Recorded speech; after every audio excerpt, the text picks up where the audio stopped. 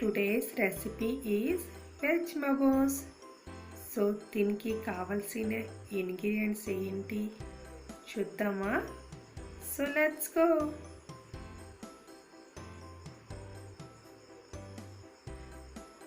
One cup cabbage తీసుకున్నానండి, అలాగే 2 onions, అలాగే 1 cup carrot, 1 cup capsicum,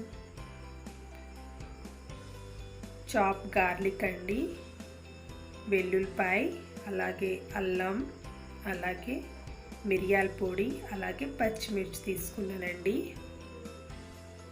1 cup మైదా తీసుకున్నాను, అలాగే రుచికి సరిపడా ఉప్పు తీసుకుందామండి. సో ఫస్ట్ ప్యాన్ పెట్టుకొని అందులో 2 స్పూన్స్ ఆయిల్ వేసుకున్నానండి. నెక్స్ట్ ఇందులో నేను వెల్లుల్లిపాయ ముక్కలు, అల్లం ముక్కలు, పచ్చిమిర్చి ముక్కలు చక్కగా ఫ్రై చేసుకుంటానండి. ఇప్పుడు ఇందులోని మనం క్యాప్సికమ్, అలాగే క్యాబేజ్, అలాగే ఆనియన్స్, అలాగే క్యారెట్ ముక్కలు అన్నీ వేసుకొని చక్కగా ఫ్రై చేసుకోవాలి.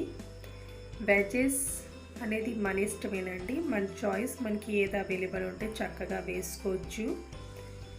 అండ్ మనకి ఎంత చిన్న చిన్న పీసెస్ ఉంటే అంత చక్కగా, అంత పర్ఫెక్ట్గా మెమోస్కి, మనకి ఫిల్లింగ్కి మసాలా అనేది తయారవుతుందండి. సో మీకు మీ టేస్ట్కి తగ్గట్టుగా మీకు ఇంట్లో ఏ వెజెస్ అవైలబుల్ ఉంటే అవి చక్కగా చిన్న చిన్న పీసెస్ చేసుకొని ఇందులో యాడ్ చేసుకోవచ్చు. సో చూస్తున్నారు కదా, so cabbage, carrot, capsicum and onion చక్కగా ఫ్రై అవుతున్నాయి. చాలా చక్కగా కలర్ అనేది వస్తుంది. సో ఇప్పుడు నేను ఇందులోని మిరియాల పొడి వేస్తానండి. సో చక్కగా కలర్ అనేది వచ్చింది కదా. సో చూడండి, నేను 1/2 స్పూన్ మిరియాల పొడి వేసాను.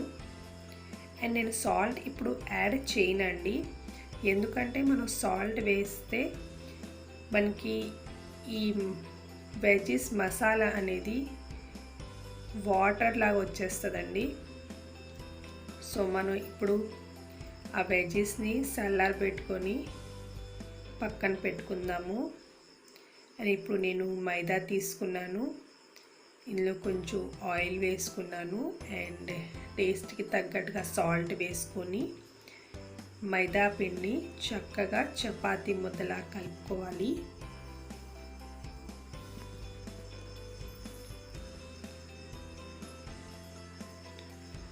సో చూడండి, దీన్ని 1/2 అవర్ సైడ్ని పెడదాము.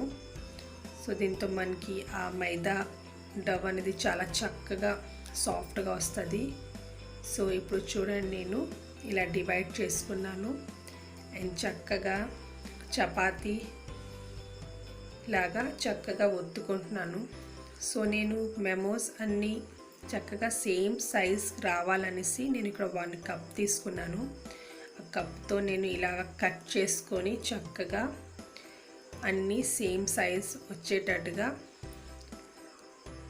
కట్ చేసుకొని పూరీలాగా చూడండి ఎలా చేసుకున్నాను. సో సేమ్ మీరు కూడా ఇలాగే మీకు ఏ సైజులో కావాలి దాన్ని తగ్గట్టు చేసుకోండి.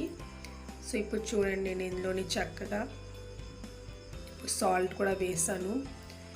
మనకి ఈ వెజ్జీస్ అనేది చక్కగా చల్లారిపోయాయి కాబట్టి ఇప్పుడు సాల్ట్ వేసిన మనకి వాటర్ లాగా, లిక్విడ్ లాగా రాదు. సో ఇప్పుడు మన వెజ్జీస్ మసాలా అనేది చక్కగా మెమోస్లోకి ఫిల్ చేసుకుందాము.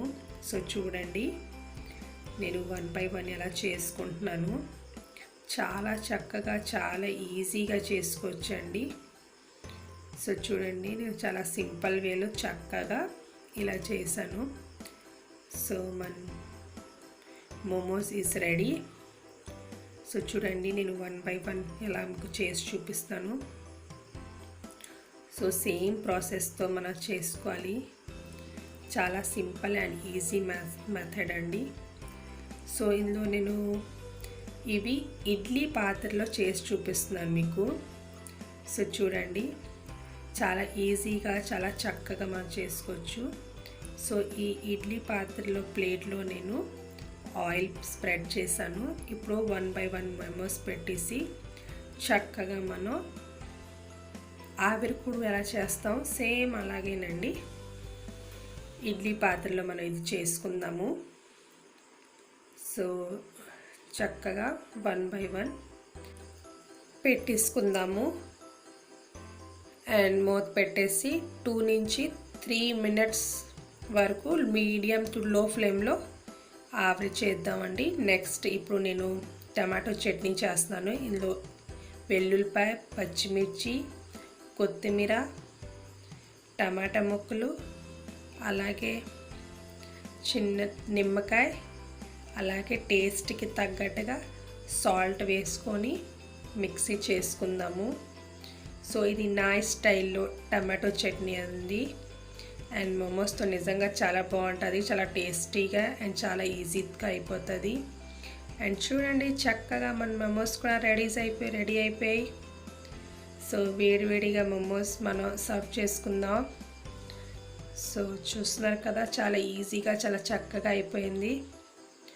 సో ఈ రైనీ సీజన్లో మీకు ఈ మోమోస్ తినాలని అనిపిస్తే తప్పకుండా చేసుకొని మీ ఫ్యామిలీతో ఎంజాయ్ చేయండి. సో మన veg momos is ready. So ఈ టమాటో చట్నీతో ఈ మోమోస్ వేడివేడిగా తింటే చాలా టేస్టీగా చాలా యమ్మీగా ఉంటుంది. సో నా ఈ రెసిపీ ప్రాసెస్ కనుక మీకు నచ్చినట్లయితే తప్పకుండా మీ ఇంట్లో ట్రై చేసుకొని మీ ఫ్యామిలీతో ఎంజాయ్ చేయండి. అండ్ నా రెసిపీని లైక్ చేయండి, షేర్ చేయండి అండ్ సబ్స్క్రైబ్ చేసుకోండి.